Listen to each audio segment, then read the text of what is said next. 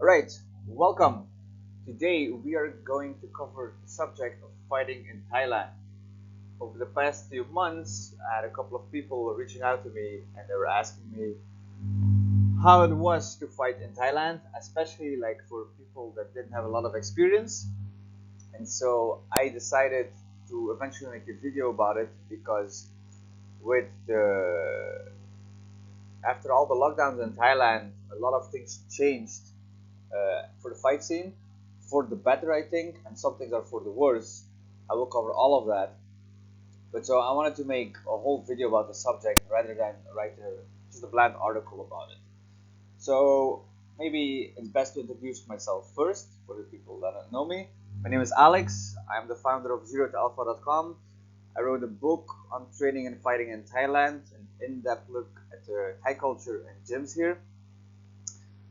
I've been living in Thailand now over 3 years, and I've competed in the local scene, and I've also competed in like a smaller promotion here. Now, when it comes to fighting in Thailand, there are a lot of stories out there of how crazy it is or how regulated it is, and the truth is that the majority of these stories are just very experience dependent. So some people have amazing experiences here, and other people have like really bad experiences here when they come out and fight, which is partially their own fault, partially because they just went to the wrong gym. So it is best to prepare yourself before you come over to the Mecca of Muay Thai, because if you come to a country where you're gonna put your health on the line and you don't speak the language, it's better to already have an understanding of how things work here. Otherwise, you're basically a bird for the cat. Now, when I came here, I trained already for like 2 years, and I really wanted to fight. And back home, it didn't seem like it was gonna happen, so I quit my job and I came here. So when I went through some shenanigans, I basically didn't care. So to understand where you will be fighting, it's important that you understand your current skill level. So we have the local scene, where basically everybody can compete. In the local scene, you have still active stadium fighters that fight there sometimes. They do this particularly after a long layoff. So the local scene is for everybody. And then you have the stadiums and the smaller promotions. Now, the scene in Thailand changed a lot because before, and like for example, the golden age, there were not a lot of like stadiums and promoters. They basically had Lumpini and Rajadamnern, which were like the pinnacle of the sport. But then over time, because the interest in the sport was growing, they added more and more promotions, and now there are so many promotions that like the people from the golden age are kind of jealous, because before there were like strict standards of who could compete in Rajadamnern and Lumpini. At the current stage of Muay Thai, you can basically compete in Rajadamnern if you have a couple of fights, because now they are putting like smaller shows on in these stadiums as well. What you have to realize is that the stadiums are regulated. What I mean by that is you have weigh-ins, mostly same-day weigh-ins. It depends on the promotion. And then you have a doctor's check. Plus there are rules. For example, if you win by knockout in round 1, you can fight again the next week. But if you go to decision, you can only find like a fight a month later. And if you get knocked out yourself, you cannot fight for a month or 2 months. Depends on how severe the knockout was. Now, all of this is amazing, but the local scene is a little bit different. And I think a lot of people don't realize this, but the local scene is not regulated and even illegal. This, for some people, is a huge shock because they think they're actually going to regulated fights, but they're not. It's basically like the Wild West on steroids. And a lot of people, when they go to the local scene, they expect stuff to be like back home or in the West. And it's not like that. It's not like home. Like in the local scene, anything goes. And if you want to have the same experience as back home, where you have like your doctor check and your weigh in, and you have like your nice square meter where you sit all by yourself listening to music, you can forget about it. This is the place where, as I mentioned before, anything goes, and leading up to the fight, anything can change last minute. This goes from like your opponent can change, your fight weight can change, the venue where you fight can change, the fight date can change. They can like postpone it. They can be like, oh, you're fighting a week earlier now. They can come up to you in the gym and be like, hey, do you want to fight this afternoon? Stuff like that is very, very normal here. So, if you're fighting here, expect everything to change. And basically, don't expect to fight until you're in the ring. Because it's not until you're in the ring that you're actually gonna fight. Even when you're in the stadium, things can still change, which I will talk about later. Your opponent, whoever that may be. So there is like an official narrative that the trainers at gyms will feed you, and the official narrative is basically like, look, you will fight a guy with more experience, but he will be smaller and probably not training as hard as you. This is how they try to even out the skill level. So obviously you can buy into this, but I would highly advise you not to do that, because there are a lot of cases where this official narrative didn't hold up, and so a lot of people are then shocked when they step into the ring. The best advice I can give you is just see who you fight when you show up and step into the ring, because like I said before, everything is subject to change.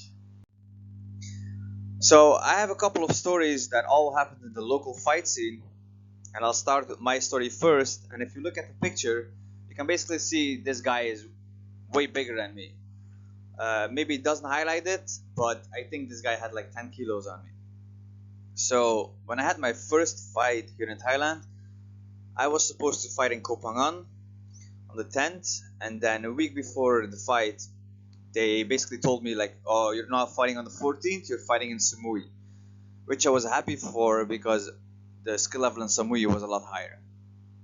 So a day before the fight, my coach sent me a message and he was like, okay, we know who you're fighting, it's this guy on the poster. And I looked at the poster, and his name was Pat, I think, and we were supposed to fight at 68 kilos, which was literally my walk-around weight. And I look at the picture and I'm like, okay, he seems like maybe a little bit smaller, same size, something like that. So when I arrived in the stadium, he was not there. I didn't see my opponent, and they started wrapping my hands because I was the second fight. And while they were wrapping my hands, my opponent walked in, and I glanced and I was like, this face seems familiar. And so I look again and I see him, and he basically packed on a lot of weight, you know. And I was like, well, this guy's a lot bigger than me. And then the first thing that popped up in my mind was like, well, they're wrapping my hands anyways, so I might as well fight. So eventually I fought this guy. I won in the 5th round. It was a hard fight because obviously he had a big weight advantage, but it was fun. And I couldn't walk for a week after that because he tried to like kick the shit out of me. Actually, it's a fun memory, but yeah.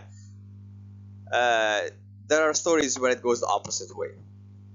Then one of my friends, when he came over to Thailand the first time, he trained at the gym, and one day they told him he was gonna fight, and so they took him with a van to like this local temple festival, and he was gonna fight at the temple festival. And so they sent 2 trainers with him that didn't speak English, and when he arrived, they waved him over and they presented 2 Thai guys to him, and they basically tried to ask him which one he wanted to fight, and they sized them up. So there was no weigh-in. They were like, yeah, you're about the same size, go fight. So that was his experience. He ended up winning that fight as well. One of my teammates who recently had a fight, he was scheduled to fight for a belt in a local scene as well. It was his first fight. So when people have their first fight and they are asked to fight for a belt, it's basically for show. They just want people to buy tickets. So like when a belt is on the line, people are more eager to buy tickets. So they agreed on a fight weight, which was his walk around weight, and his opponent was going to be the same weight but more experienced. When he arrived at the stadium, however, they changed the opponent. So they changed it like last minute, and the guy had 10 kilos on him, and he ended up losing that fight because his eye was too swollen. And on the last example that I have, which is the biggest shit show I've ever seen, she was a girl and she was training and fighting out of the same gym as me, and she was gonna have her first professional fight, so without shin guards and other protection. And she was scheduled to fight a girl that was known for like competing a lot in the local scene, and like always the foreigners arrived first, and when her opponent arrived, her opponent was like, I'm not fighting her, and she just went home. And she was the main event, and the promoter was like, I don't have a fight right now, and it's on the card, you know. So he went into the audience and he basically forced the girl that was retired already to fight, and the weight difference was so big, and you could see as soon as the fight started that the girl didn't want to be there. So she ended up taking a dive, which for some reason then gave her a spark to make a comeback. But yeah, that's a story for another time. But so basically, that girl, when she left that ring, she felt so bad, and she thought about retiring because she didn't enjoy the experience. It was a big shit show. She didn't know until like last minute that she was gonna fight. So it's like I said, you actually don't know who you're gonna fight. You don't know if it's the same person as on the poster, because that happened to me as well. I once fought a guy and didn't look like the guy on the poster at all. Sometimes they just put random people on the poster just to have a poster to make people come to the fights, and it's very possible that your fight gets cancelled while you're in the stadium because some people will be like, no, this weight difference is too big, or this opponent looks too strong, or it's stuff that all happens in the local scene. Now, mismatches happen, and I gave you the examples already. But what you have to realize is, if you're fighting a bigger opponent, obviously they have a big advantage. Well, they have two big advantages.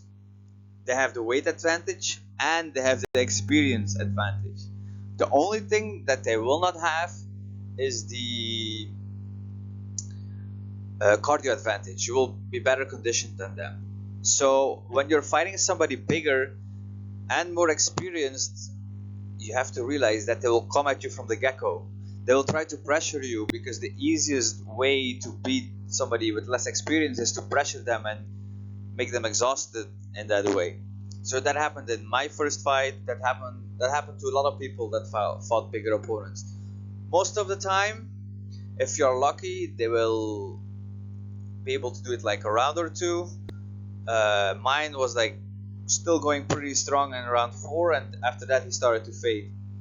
Another tip that I can give you is, because the scoring system, hands do not score in Muay Thai unless they do damage. Well, depending on the promotion, but in the local scene, hands don't really score. It's all about body kicks and knees and strikes to the midsection and how much damage they do. But the way that I could make this guy uncomfortable was basically using my hands. He didn't have good defense for boxing, so I just attacked his body with punches and threw the kitchen sink at his head, just because that made him uncomfortable, and when people are uncomfortable, they basically get tired easier. Maybe one more story that I can add when it comes to mismatches was when I was in Chiang Mai. This was the second time I came to Thailand. I was at a gym, and those trainers did not care about the people training there. So mismatches happen there quite frequently, but I wasn't aware of it when I was there. So I was gonna fight, and I was gonna fight 68 kilos again. It should have been my second fight after this one, but I had to pull out because I was sick. And so my opponent on paper had one fight. So I was one fight against one fight. So I pulled out, somebody else stepped in. The fight weight was 68 kilos. The guy was probably 10-12 kilos heavier, and he ended up knocking out the guy that replaced me with an elbow because he had more than one fight. He only had one fight in Chiang Mai, and he had a lot of fights outside of Thailand, and he was training. So that was like a huge mismatch. But the people that set up the fight didn't care because they were caring more about revenue than people's health. This actually happens here. Now, there are instances where things go completely wrong, where basically your gym and your promoter fuck you over completely. There are obviously a lot of stories of people getting poisoned, but the poisoning happened in the big stadiums. So Rajadamnar and Lumpini. If you Google the story of Sang Mani, you can find the story where he got poisoned before like a big fight and he almost died because the gamblers wanted to win money. Now, there is a story of a guy, I forgot his name, but he basically has now 2 fights on YouTube and both of them are losses. He trained at like a local gym, and his first fight that I ever saw was on Max Muay Thai. And he was fighting like a real superstar in Max, and I was like, who is this guy? Like, I've never heard of him, and none of my training partners heard of him. And then we went on YouTube his name, and before the fight started, we already knew why he was there. He was there to get beat up. He was there to make the superstar look better than he was. So he got knocked out flush round 1.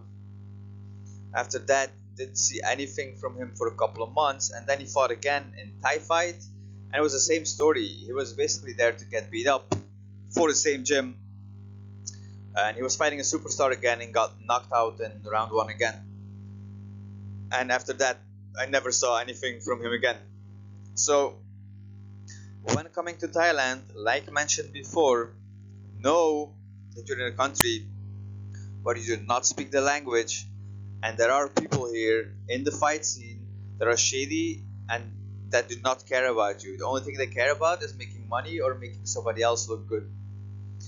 Knowing that, it is better to come a little bit more informed, because I'm pretty sure if you go abroad and you go to some fighters, you can make them believe that Sanchai is a rice farmer having his first fight on Thai fight, and that Bua Khao is a Thai dish. You may be laughing, this might sound funny to you, but this is the reality. Like, some people go to Thai fight and they're fighting a superstar, well, an old superstar, and they really think they're gonna win this fight, where it's like their second fight. So be very careful when you come here and make sure you pick the right gym, because otherwise you will just take damage for no good reason. This is why I initially wrote my ebook about this subject. Now, the preparation and the fight itself. Like mentioned before, the fight scene is technically illegal. They are not regulated. These fights do not go on your record. So, there are no weigh-ins.